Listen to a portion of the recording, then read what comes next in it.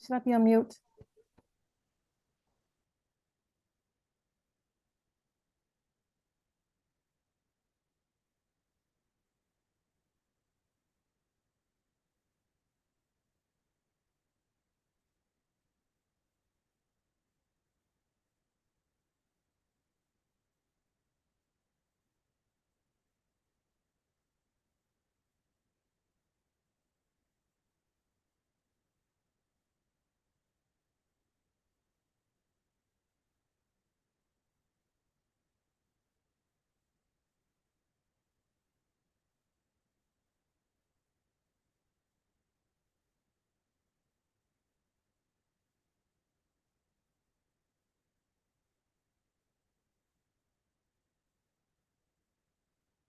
Good evening, good evening.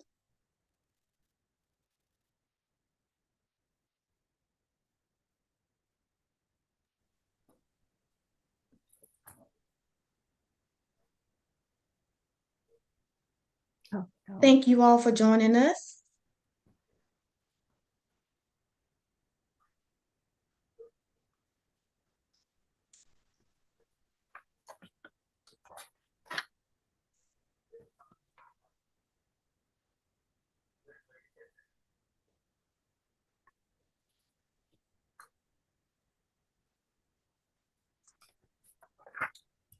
It's so good to see so many in virtual assembly. Sarah Bouchelle.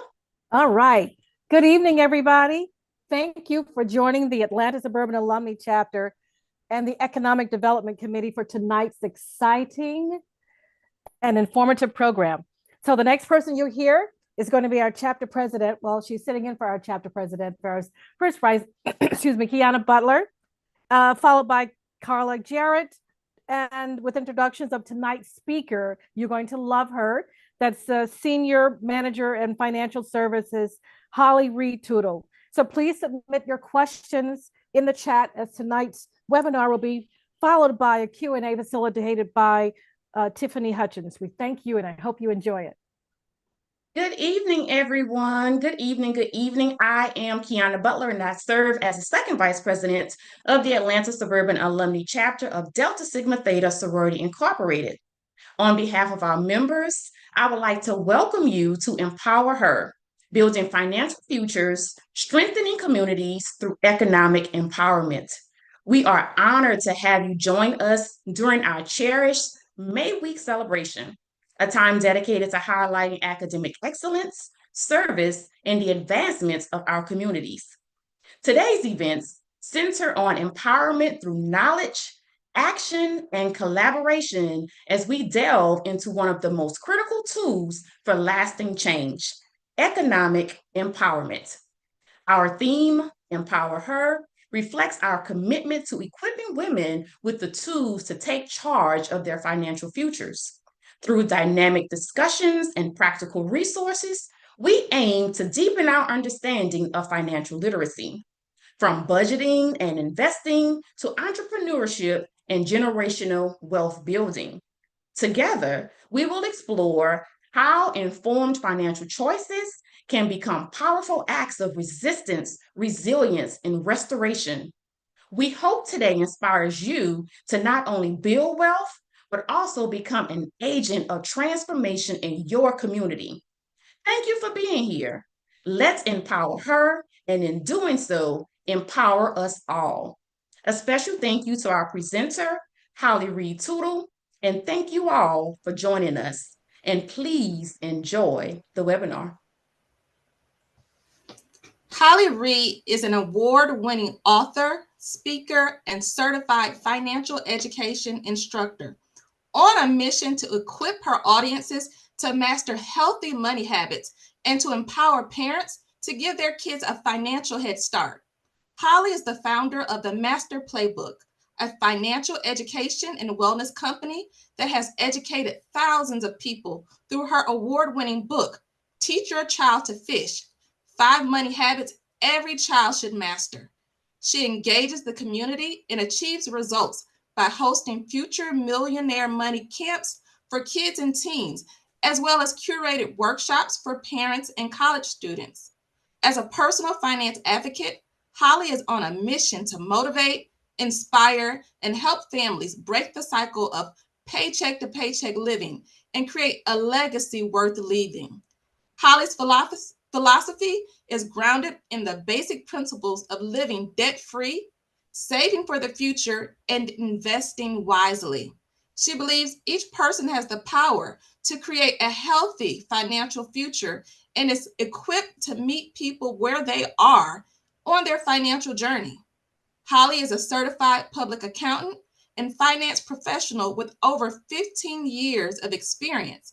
She has been recognized for her work to address the wealth disparity in her community and has been quoted in major publications, including Forbes, CNBC Make It, Parent Circle, AARP, Go Banking Rate, and more. An Atlanta native, she enjoys peach cobbler, Motown classics, and traveling with her husband. Learn more about Holly Reed and the work she's doing to help close the financial literacy gap at www.themasterplaybook.com. Up next, we have Holly. Thank you, everyone, and enjoy tonight's program. Thank you so much, Carla, for that warm introduction. Good evening, everyone. This is going to be interactive, so I don't want to just be talking at you this evening. So we want to get this chat on fire, okay? So go ahead and start by sharing with us where you are joining in from us, where you're joining us today. So let me know your city, the state that you are representing. And then let me know if you are a parent or if you are a single adult, right? No kids, no family. Let me know kind of where you are in life, because this is going to be important as we share some important information tonight. So hello, Tia, welcome. Hello, Joy. Good to see you guys. All right, we got a lot of Atlanta natives. Perfect, perfect, perfect. So this is good. I'm talking to my people. Well, this evening is all about empowering you. It's all about empowering you, empowering your families to carry on in the midst of so much that's going on right now with us. And let me tell y'all, there's a lot going on. If you just look at the headlines that are crossing our timelines every day, let me tell you, this is nothing to laugh at. We are in a state where our economy is volatile. Things are changing day to day, minute by minute, and we are navigating not only inflation, swings in the stock market. There of course are whispers of a recession. And that's not necessarily a bad thing, because when people start whispering about recession, that means it's not here yet. And we can start doing some things about it. So we're going to talk a little bit about that.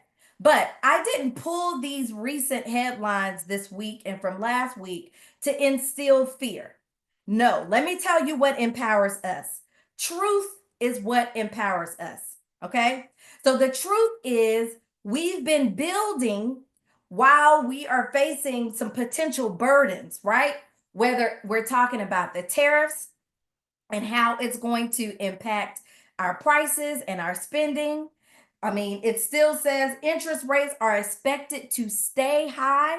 They just announced that student loan repayments are back. So if you find yourself in that situation and getting ready to start paying back your student loans, there is a lot for us to take in right now. But here's the thing. We are in a position where even though history, our history as Black women, as African-American women, we are still playing catch up in this race, right? This race started before we were even invited to the track. But just because we didn't start with wealth doesn't mean we aren't in a position to build it and to really thrive in this economy. We just have to be prepared, okay? So while I am not an economist, I am a finance and accounting professional with over 20 years of experience across various industries.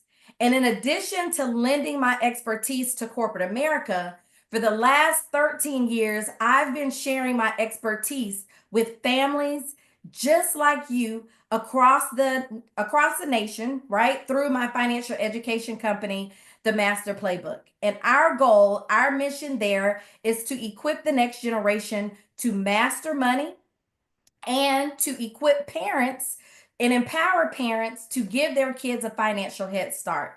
And the way we do that beyond our financial literacy resources is having conversations just like this, right?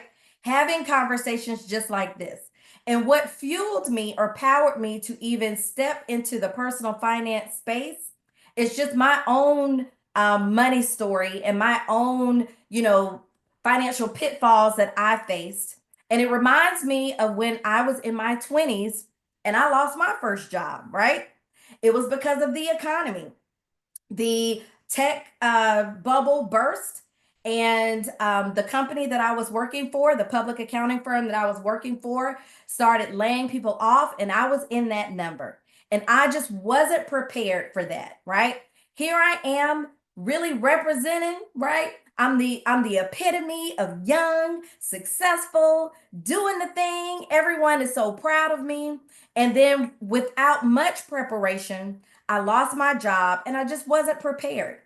And so many of us, or some of us, may find ourselves in situations where we aren't prepared. We aren't financially prepared, right? And I want to make sure that we combat that and start doing some things, making some moves, moving in a direction where we can put some things in place and be prepared. So tonight we are going to focus on 3 power moves, right? 3 power moves.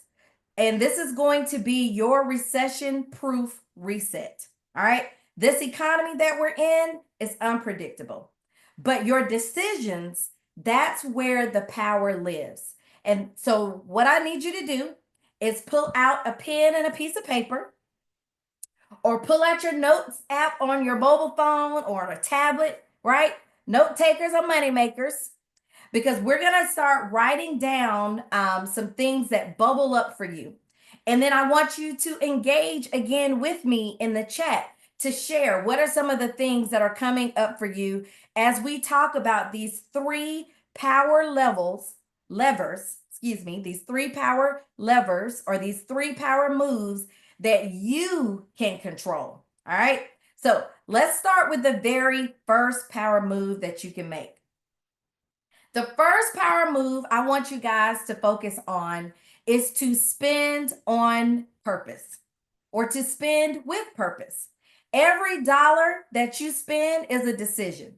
And so you have to ask yourself, is it moving you closer to peace, or is it padding somebody else's pockets? All right. So if it is moving you closer to peace, that's a great thing, because we want every dollar to have a job. We want to make sure that what you're working for is for a future of peace, a future of stability, a future of security, right? And not just fueling somebody else's dream. So here's an example of what I mean when I'm talking about spending with purpose. We are in a period of time right now where we might be spending lavishly on some things or making some really big purchases. Even me, in my case right now, I'm on the market for a car, right? And so, of course, these past couple of months, I've been taking my time, not knowing what was coming around the corner with these tariffs, right? And now I'm looking at this decision differently. I'm no longer looking at new cars, right? I'm looking at something that might be a little bit older or gently used, right?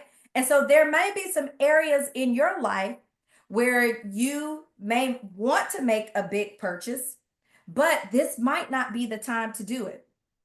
Or there might be an area in your life where you spend lavishly, and you spend lavishly, right? And so we may need to start scaling some of that spending back, just so that we can prepare for what's to come.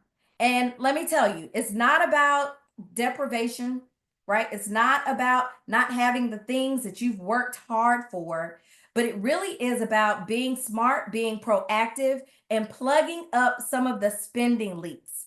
Now, if you've ever heard me speak on this topic before, this is a favorite. So y'all are in for a treat. So I need y'all to write something down. So everyone has spending leaks, right? And spending leaks can look like two things. One way a leak looks like is you get paid on Friday, you go to the ATM, you pull out $100, you turn around on Monday, and you have no idea where that $100 went, right? Because it was in cash and it just went with the wind. You have no idea how you spent it. The other type of spending leak is an area, again, where you know you already overspend or have a certain affinity towards different categories of spending. And so while I'm describing this, I want to ask you to drop in the comments, what are some spending leaks that are bubbling up for you right now as I'm talking about this? What are some spending leaks that you know this is an area where you overspend or where you could cut back just a little bit? Yep, I see spending, I see eating out. Yes, y'all are hitting the mark. So let me just share with you, just based on my research, what are the top 3 areas where there are spending leaks? Because there's one that most everyone almost always overlooks. And the first area of spending is fees. Listen, fees. Now, this is money you already have. You already have this money. But because we are focused on convenience, because we are moving quickly and not reading the fine print, we might be getting hit with some fees that we otherwise could hold on to that money and keep it in our bank accounts, right? So whether it's ATM fees, whether it's, doing transactions through Cash App, and instead of waiting those 1 to 3 business days to get your money, you want it instantly, and they charge you a fee to make that instant transfer.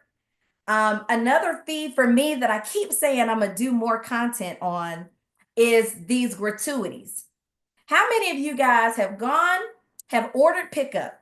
You have driven to the restaurant to pick your item up, and before you can even pay for the meal, they are already asking you for a gratuity before you even pay your full bill, right? They're just getting greedy with it, right? So sometimes gratuity can be an additional fee that psychologically we are encouraged to spend our money without thinking. It's like a pressure tactic. Like, you don't want to be cheap. You don't want to seem ungrateful. You don't want to, you don't want to, rock the boat and look like you don't appreciate good food.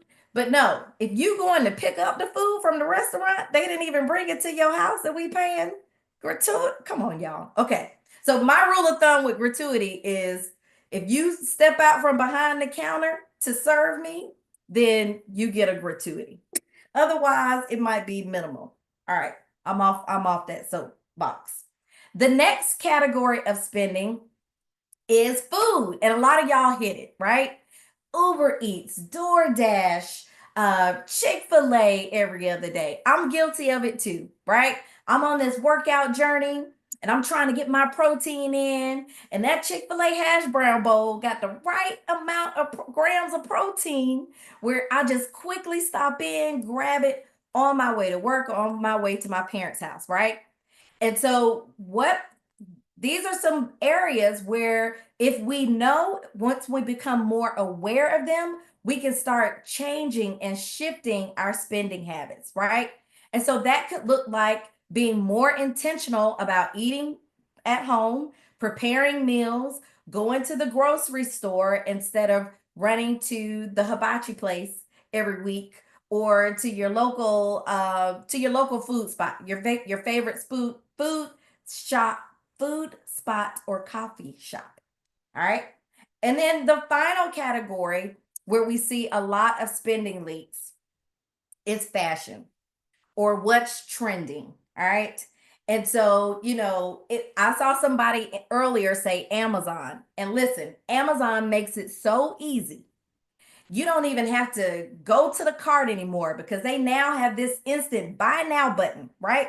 That just makes it so easy because they already have your payment information on file that they just rack up those purchases, because we love the convenience. We love the shipping. We love the prime delivery, right?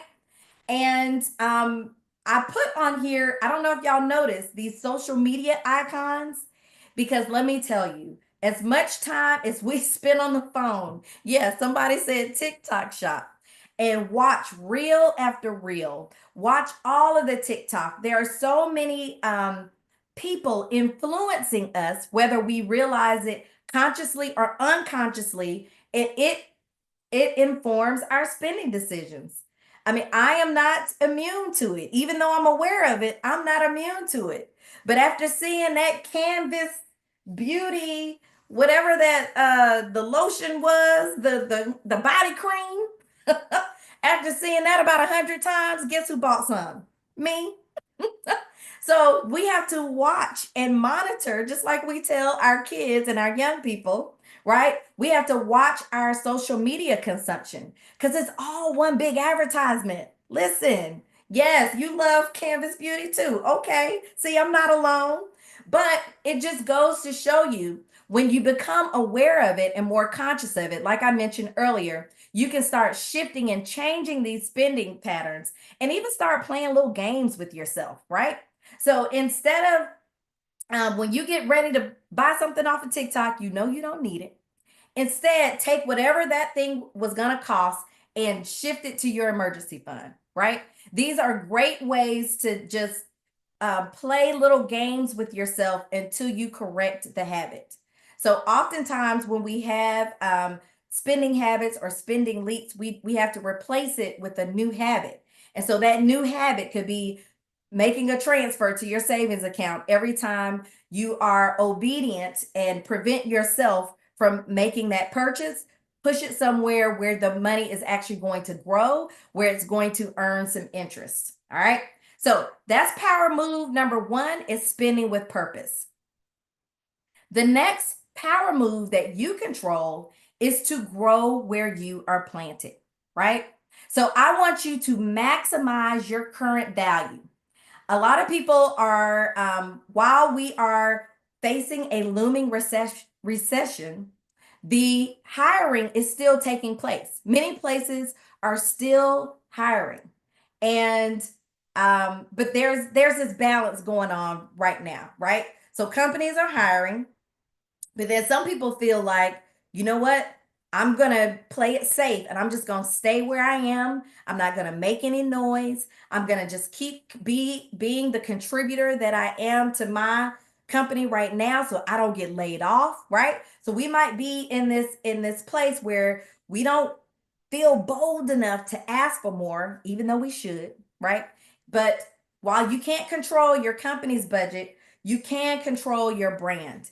And what I mean by that is make sure that you are still investing in yourself, growing where you are planted, demonstrating your value, repackaging your skills, and preparing yourself in case of the unknown, right? So that could look like updating your LinkedIn profile, or being more active on LinkedIn to know what's going on, right? That could look like updating your social media profiles, in case there are opportunities there.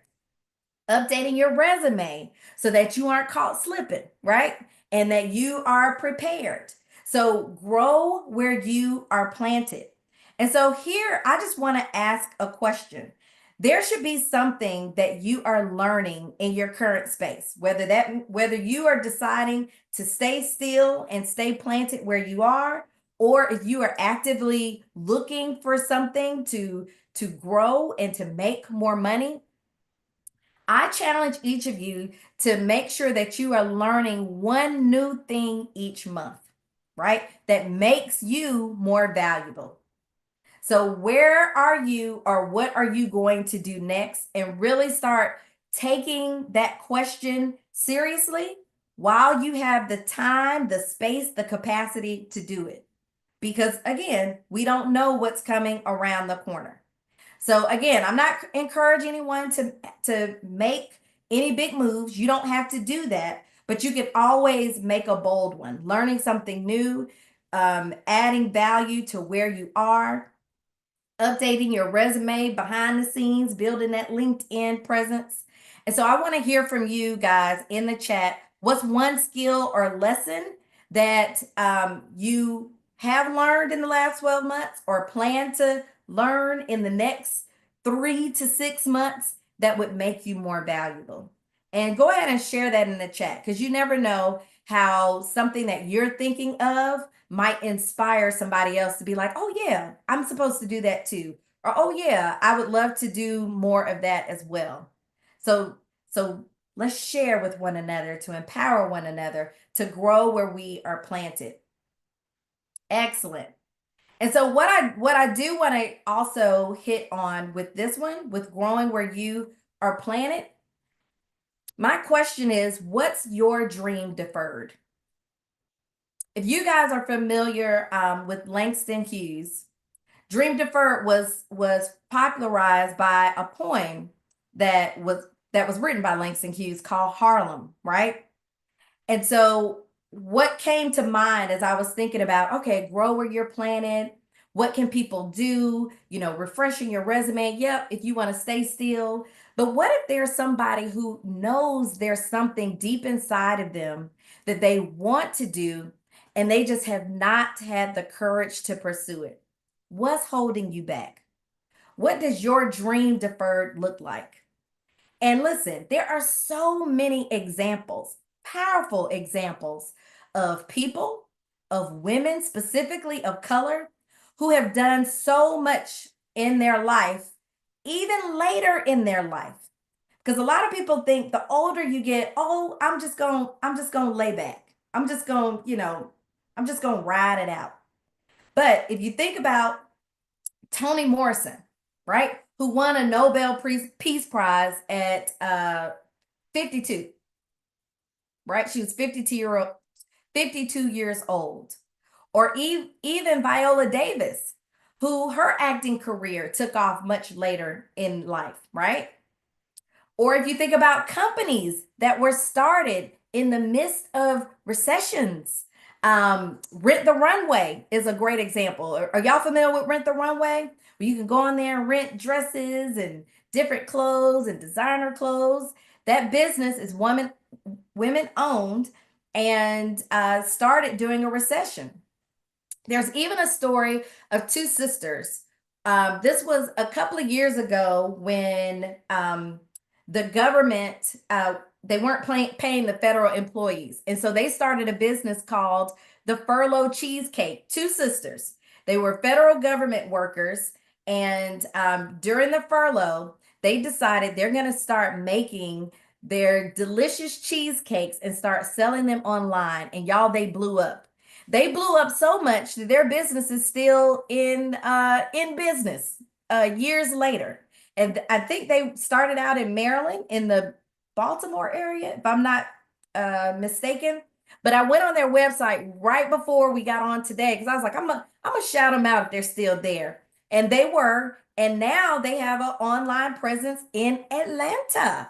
So y'all check them out. Support these women-owned businesses. All right. And somebody said it's good too. I love to see it. I love to see it. So what's your dream deferred? What does that look like for you? What's something that you've been holding on to, waiting for whatever, or maybe you thought it's just too late. It's never too late. So I encourage you guys to pursue these dreams, right? All right. And so power move number 3.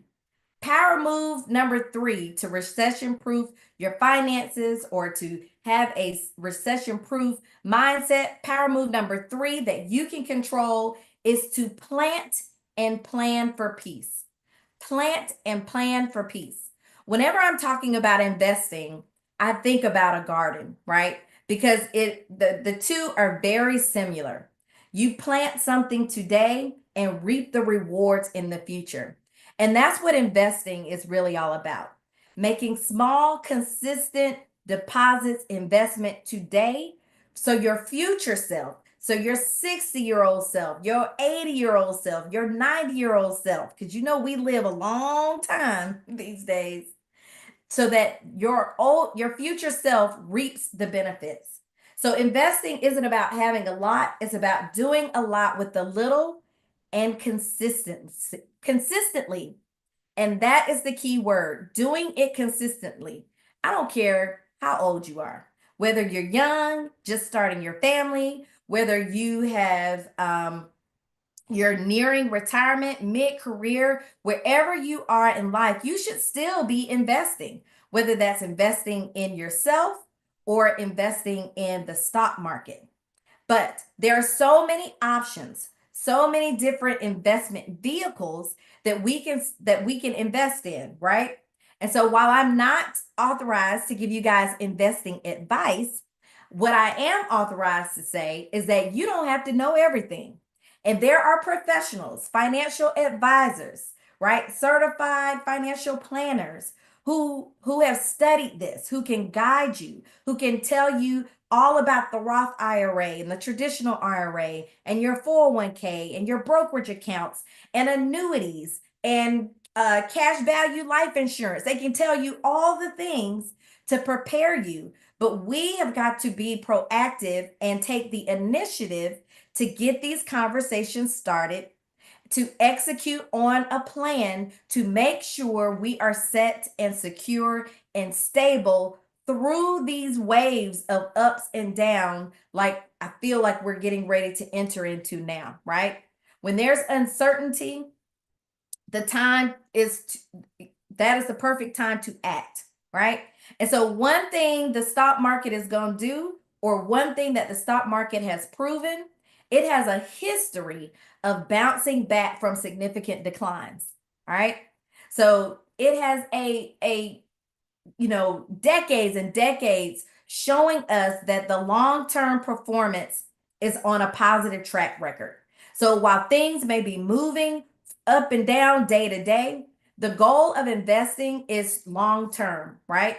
So what are you investing in that's going to help you reap those benefits long-term? And there's a purpose behind it all, right?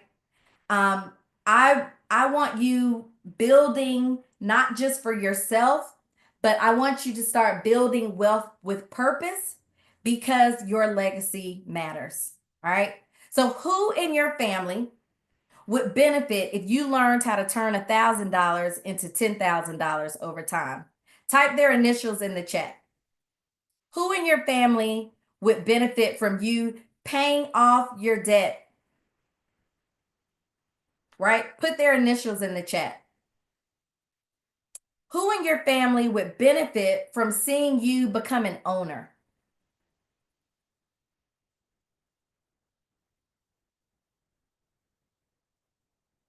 Who in your family could you share this information or this blueprint with? Put their initials in the chat. This is your legacy, right? When you rise, when women rise, listen, when women rise, the whole community rises, the whole nation rises. We are that powerful. Believe that. And so in a little while, we're going to open up for Q&A, but a good corporate baddie can't stop without giving y'all an acronym. Can't stop without giving you a meaning of an acronym. So today's webinar is all about Empower Her. Let's get into it. All right. Let's get into Empower Her. So the E for Empower Her, educate yourself. And as we go through these 8 principles, I want you to think about which one of these you should focus on and which one of these should be your next bold step, right? To guide you towards clarity, to guide you towards consistency, to get some control around your finances. Which one of these resonates with you? And I want you to put the word in the chat if I come close to it for you. All right, so with educating yourself, like I mentioned earlier, you don't have to know everything, but you do need enough. You do need to know enough to be dangerous, right? You need to know enough to be dangerous.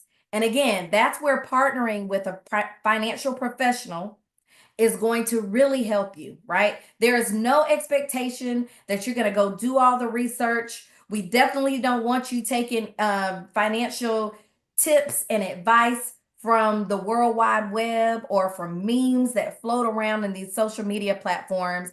You need to talk to someone who studies the market, someone who works in this every day, someone who is licensed that can be held accountable, right? So your certified financial planners, your financial advisors are going to be key for that. Make a money plan. So a goal without a plan is just a wish with a due date. So if you know you don't have a money plan, if you know this is an area where you are lacking, I want you to put an M in the chat and commit to yourself that you're going to work with a professional to do just that. All right. P is pay yourself first. You are not an afterthought, right? You are not an afterthought. You are the main character in your wealth building legacy. And so you need to start treating yourself like the main character. And the way you're going to do that is by paying yourself first. O is own something. I don't care if it's land, if it's stocks, if it's a business. Ownership is the new flex. For far too long, we are well known across this nation as being top consumers. What we want to start teaching ourselves, the next generation, and one of the ways we teach the next generation is by demonstrating it, right? Is by being owners. Own something. The W, work your network. So community isn't just for comfort. It's for collaboration. It's for community. It's for accountability, right? It's to help one another rise and elevate to the next level. So work your network before you really need it. E, expand your vision. Expand your vision. So stop budgeting and preparing for struggle. That ends today. We are going to start planning for overflow. Do y'all hear me? Expand your vision. R, reinvest in your legacy. Your money should move with purpose. Your money should move with purpose. Not only for you, for yourself, but for everyone who's coming behind you. What legacy are you leaving by the financial decisions you are making today or not making today, right? So reinvest in your legacy. So each letter of empower, which letter of empower do you need to focus on right now? So drop it in the chat. You can drop the letter or you can drop the whole phrase, whatever works best for you. Excellent. I see some work on my network, own something. Which E you working with? Yes, I love to see it. Wonderful, wonderful. All right, so we are going to move to Q&A. If you have any questions, there is a Q&A section where you can drop your question in the chat.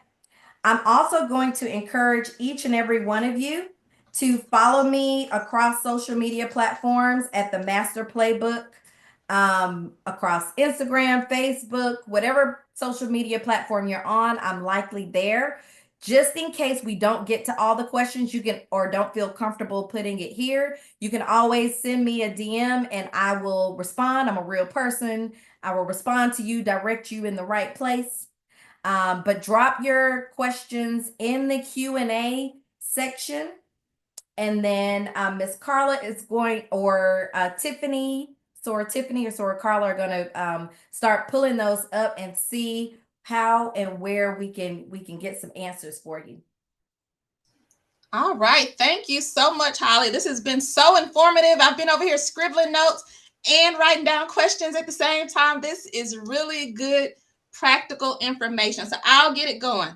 So The first question is, what are your thoughts with pay in 4, like Sezzle, Afterpay, Klarna? Yes. So with those, like anything, you just need to be careful with them, right? So the pay now, buy later, or the buy now, pay later platforms and vehicles, it's like what we used to do with layaway, right? Except instead of having to pay it in full before we got the item, now you can pay it and have it, right? And you just keep making the payments. So I think it's a awesome tool when you are responsible with it, right? But here's the catch with those buy now, pay later platforms is those $25 payments. You book enough of those and those things start adding up to large monthly payments, right? That can get you into trouble. And some of them will actually, as if you miss a payment, they will actually report it to the credit bureaus and reflect negatively on your credit report. Now they don't report if you paying on time. It doesn't help you, but if you miss, they may just report it to the credit bureau. So you have to be careful with those, and just use them responsibly. And, as adults, listen, if you can't afford to pay for it, maybe it's something you should pause and just give yourself 24, 48 hours to really, marinate on it and ask yourself, do I really need this? Is this something I can do without, right? Is this going to make me money if I purchase this today? Or is this just adding on to my debt load and making it more convenient for me to have something that I want versus something that I really and truly need in my life right now? Thank you, Holly. I'm not sure if everyone on this webinar remembers layaway, but with layaway, if you didn't pay it, they just put your stuff back.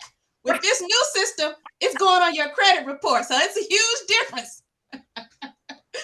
Okay, next question. Someone said that, with groceries being so high, what about if they just cook half the time and then eat out half the time? What's your thoughts on that? My thoughts on that is take a look at your last 3 months of spending, like eating out. Like just pull up you can download it in Excel, or you could just go through real quick and add up how much you spent eating out. If it reduces the amount of eating out, I'm cool with it. But what are you doing with the money that you're saving, right? So where are you and what do you need to be working towards? Do you need to be building an emergency plan? Do you need to be putting it in your child's 529 plan? What are your goals? And as long as it's helping you save some money, I'm all about it. But it really need to be helping you save money. Or, stacking your cash at this point. That's right. Okay. So someone made a comment, and this is really in line with your book, Teaching Your Child to Fish. They said your kids sometimes have access to your accounts, your online accounts. So you might tell your child, hey, you can get this 99-cent game, and you look up, they've spent $4.95. Mm-hmm. So that sounds like the information you've taught us tonight, they need to take it over to their children. So sounds like we need to put some boundaries up, have some money conversations with your child. Or there need to be consequences when those boundaries are overstepped, right? So before you give your child any kind of access to credit or money or an allowance, there needs to be a conversation around what your expectations are on how they should spend that money. What should they be using that money for? And set not only the expectation, but what are the consequences when those things are violated or they are not met, right? So we as adults, we are still the parent. We are our kids' first financial advisors. They need to learn from us before they learn, the hard way from the real world once they are no longer under our roof and we're no longer their safety net, right? And there are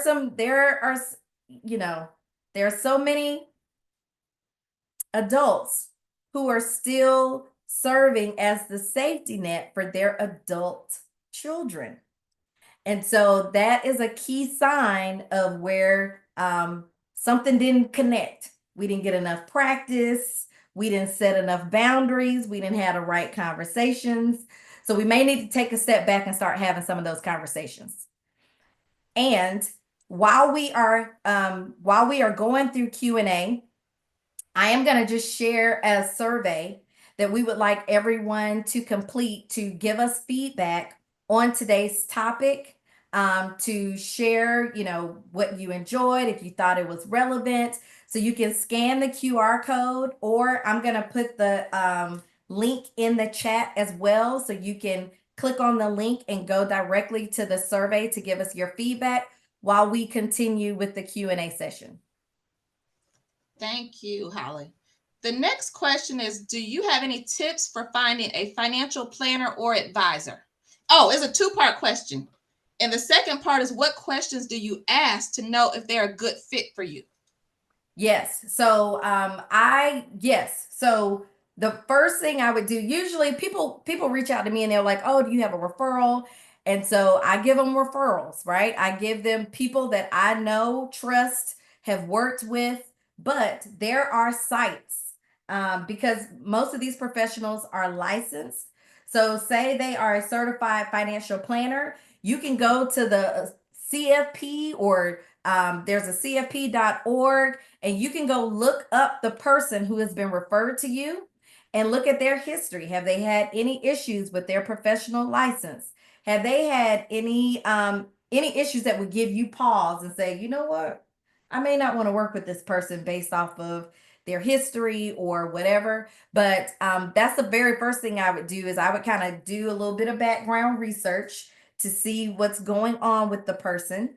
But then I would also just ask them how they work. Like, are they in business to, and there's a term for it, where some financial planners are focused on selling you a certain product, right? They're trying to make their money by selling you into certain investment products.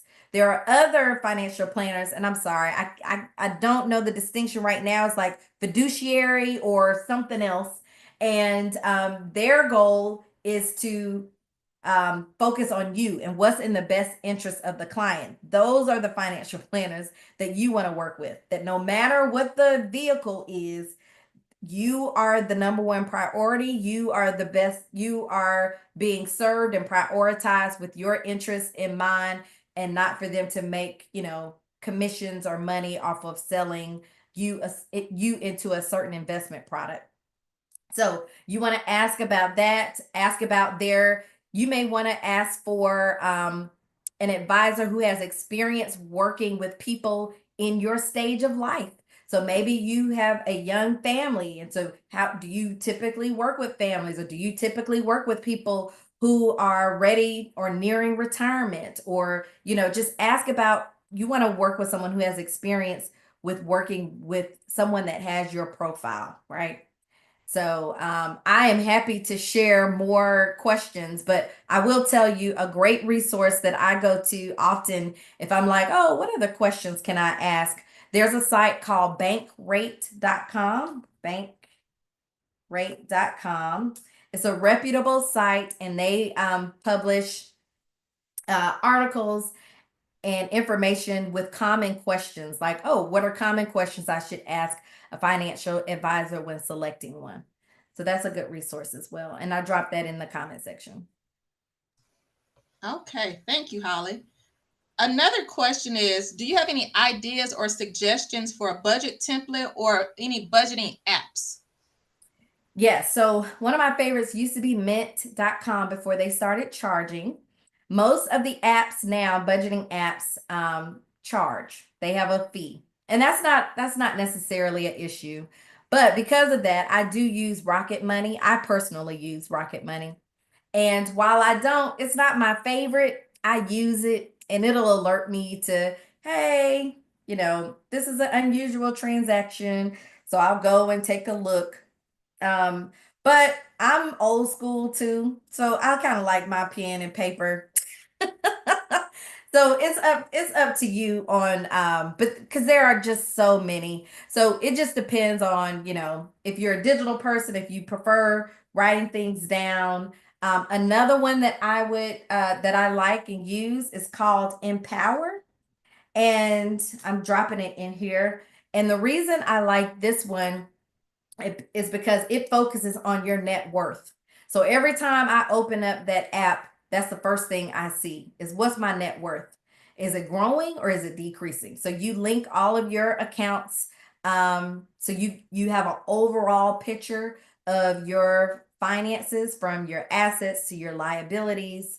So I really like Empower. And again, I use Rocket Money as a everyday budgeting, kind of keeping track. Now, the only thing with a lot of these apps is they have ads in them, right?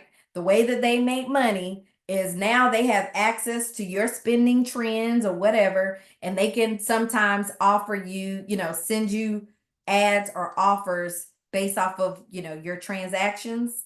But sometimes I don't mind that either because they make, I remember with Mint, when I was using the free version, it would say, hey, you're paying 25% more than most people in your area for car insurance. And I was like, oh, yeah, let me look at this. So then it alerted me to go look and shop around for lower car insurance.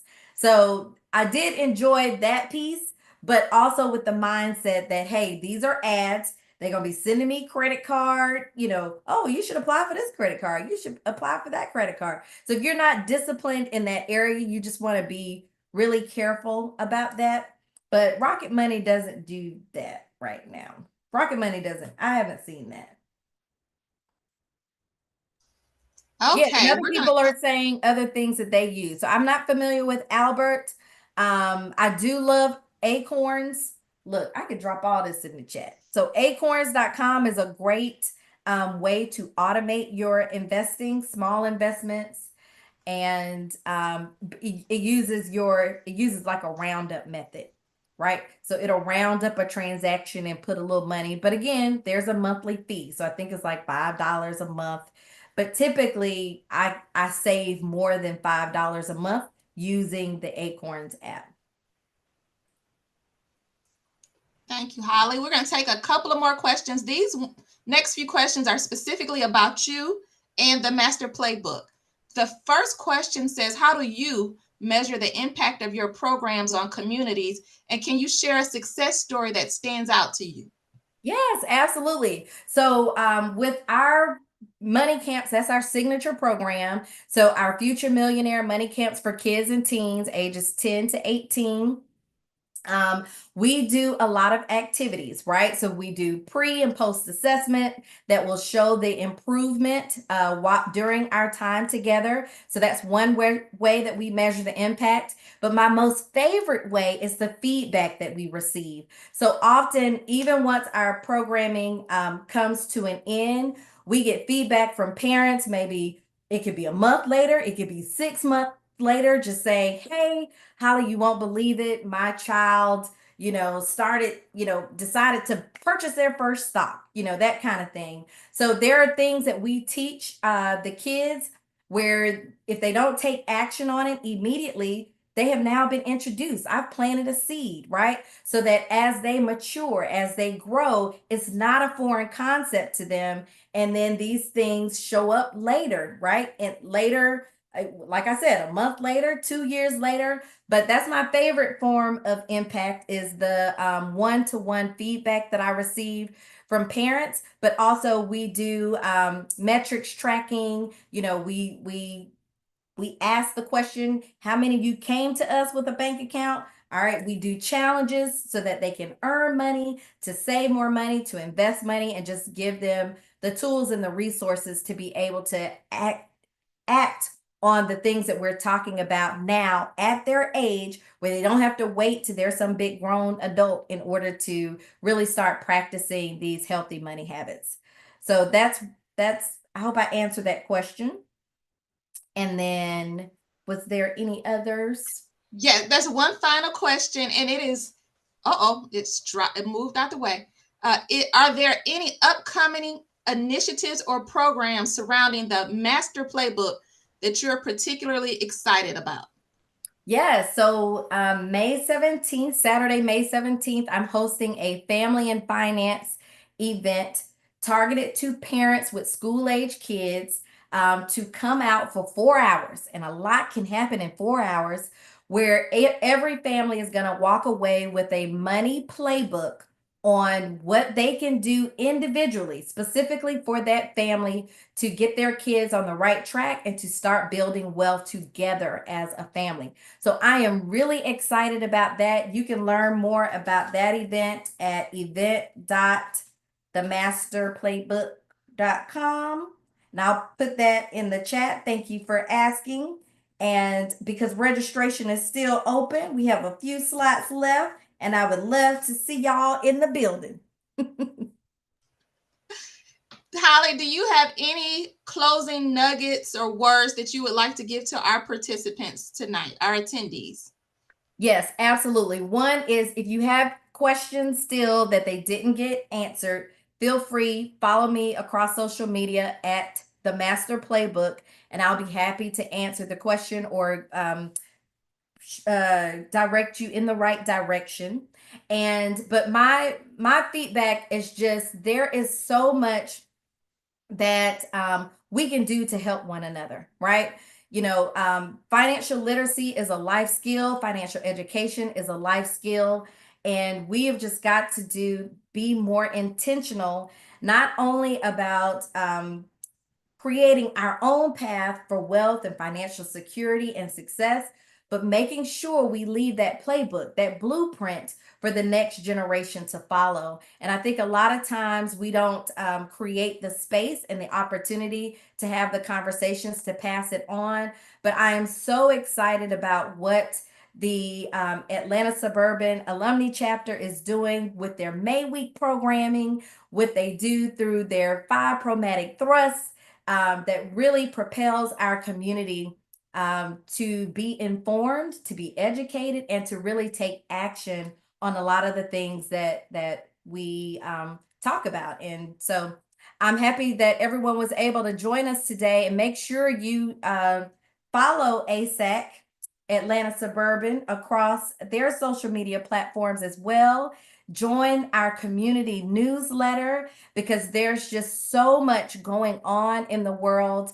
And this chapter specifically is just filled with a wealth of experts and people who can help you if this is something that you're interested in. Thank you so much, Holly. I hope everyone on this webinar tonight walks away feeling empowered, and remember, when women rise, the whole community rises. On behalf of the Atlanta Suburban Alumni Chapter of Delta Sigma Theta and the Economic Development Committee, we thank you for attending tonight's webinar. We hope you found the information valuable and you learned some actionable steps you can take now. We have provided a tiny URL and a QR code for you to provide feedback. Your input to us is so important and valuable and poignant for our programming. Thank you and have a good evening.